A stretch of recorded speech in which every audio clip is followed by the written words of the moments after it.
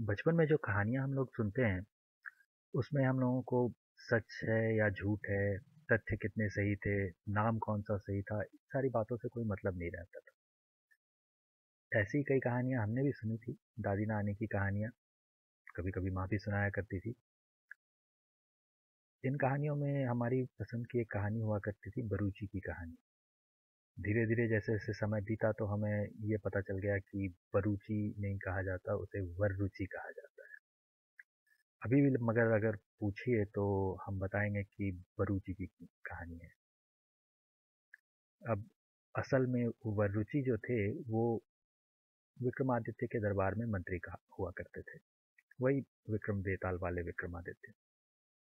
और कहानी कुछ यूँ है कि एक रोज दरबार सजा था, सारे लोग किसी चर्चा में लीन थे। इतने में दरबार में एक प्रेत आ धमका। अचानक से प्रकट हो गए प्रेत को देखकर सब घबरा गए। लेकिन विक्रमादित्य बहादुर राजा थे और वो घबराए नहीं। सेनापति सिपाही वगैरह भी राजा की हिम्मत देखकर लड़ने को तैयार हो गए। लेकिन प्रेत जोर का ठहाका लगाकर हंसने लगा। हंसता हुआ प्रेत बोला, राजा घबराओ मत, मैं आज तुम्हें कोई नुकसान पहुंचाने नहीं आया हूँ। दरअसल तुम्हारी अक्लमंदी के मैंने बहुत से किस्से सुन रखे हैं, तो मैं बस ये जांचने आया हूँ कि तुम अक्लमंद हो सचमुच या नहीं हो। अगर तुम कामयाब हो गए, मेरे सवालों का जवाब दे पाए, तो बहुत अच्छी बात है। लेकिन अगर कहीं जवाब नहीं दे पाए, तो मैं तो प्रेत हूँ, हमेशा ही भूखा रहता हूँ। इसलिए तुम्हारे दरबार के सबसे मोटे आदमी को उठाकर मैं खा जाऊंगा। अब दरबार में सबसे मोटे मंत्री थे मंत्री वर्रुचि। वो ये सुनते ही घबरा गए। लेकिन राजा ने कहा, ठीक है, तुम अपना सवाल बताओ, हम लोग जवाब ढूंढ लेंगे। हामी सुनते ही जैसे ही प्रेत ने अपना हाथ घुमाया, बीच दरबार में 3 खोपड़ियां प्रकट हुई। मरे हुए इंसान की खोपड़ियां दिखाकर प्रेत बोला, राजन, इन 3 खोपड़ियों की जांच करनी है तुम्हें, और जांच करके इन व्यक्तियों के बारे में बताना है।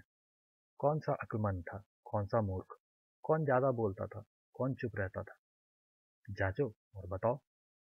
मैं 3 दिन बाद जवाब लेने या सबसे मोटे आदमी को उठा के खा जाने फिर से आ जाऊंगा।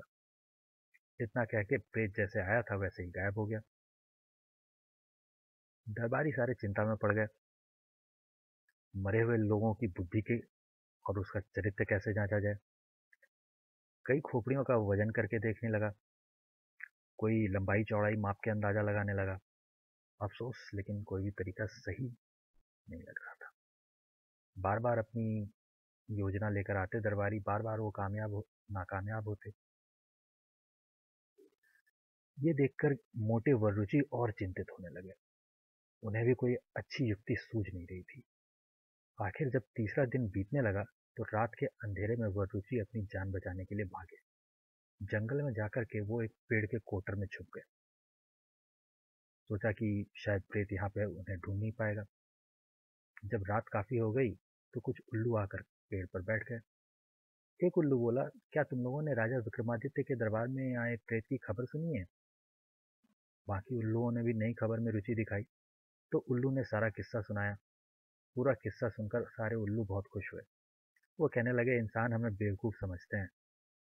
अब प्रेत के सवाल का जवाब नहीं दे पाएंगे, तो हमें भी उन पर हंसने का मौका मिलेगा। ये सारी बातें सुनकर एक बुढ़ा उल्लू जो था वो बैठा हुआ था और सोचते रहा। फिर सिर हिलाकर वो बोला, हाँ ये तो ठीक है, मगर इसे जांचने का तरीका तो होता है। अब सारे उल्लू ध्यान से बूढ़े उल्लू की बात सुनने लगे। तो बूढ़े उल्लू ने बताया, एक सीख लो और खोपड़ी के कान में घुसा कर देखो।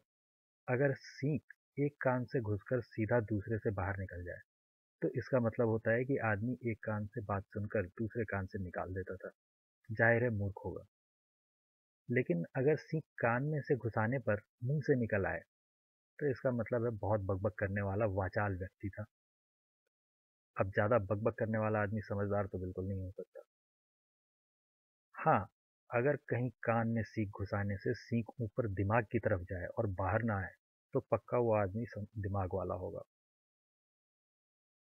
वरुचि कोटर में छुपे सारा किस्सा सुन रहे थे। पाँव फटते ही वो वापस दरबार की ओर चले। भागते भागते दरबार पहुंचे और जांचने का तरीका चेक करके देखा। जब उन्होंने जांचा तो लगा कि तरीका सही है।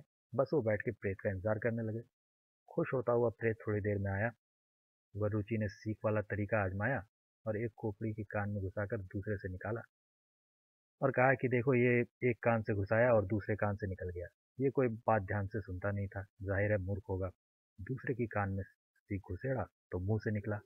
वरुचि ने बताया, ये तो वाचाल था, ये भी समझदार नहीं हो सकता। तीसरी खोपड़ी में सीख घुसाने पर जब वो दिमाग की तरफ गया तो वरुचि ने कहा, हाँ, ये था समझदार आदमी। अब बेचारा प्रेत निरुत्तर हो गया। मन मसोसता अपनी खोपड़ियां समेटकर राजा विक्रमादित्य के दरबार की तारीफ करता हुआ वापस लौट गया। अब जैसा कि कहानी से जाहिर है, ये कान में सीख घुसेड़ने का तरीका खोपड़ियों पे इस्तेमाल होता है। मतलब मरे हुए इंसानों की बची हुई खोपड़ियों पे आजमाया जा सकता है। जिंदा इंसानों पे इसका इस्तेमाल बिल्कुल ना करें। अब मेरी वैधानिक चेतावनी सुन लेने के बाद भी अगर कोई इस तरीके से किसी युवराज की बुद्धि जांचना चाहे और देखना चाहे कि वो गूगल पे भी ढूंढने पे सवालों के जवाब क्यों नहीं ढूंढ पाते, तो नतीजों का जिम्मेदार वो खुद होगा। वो अभी जिंदा हैं, उनकी कान में सींक या ऐसी दूसरी चीजें ठूंसने की कोशिश करने के विस्मयकारी नतीजे निकल सकते हैं। मत कीजिएगा। धन्यवाद।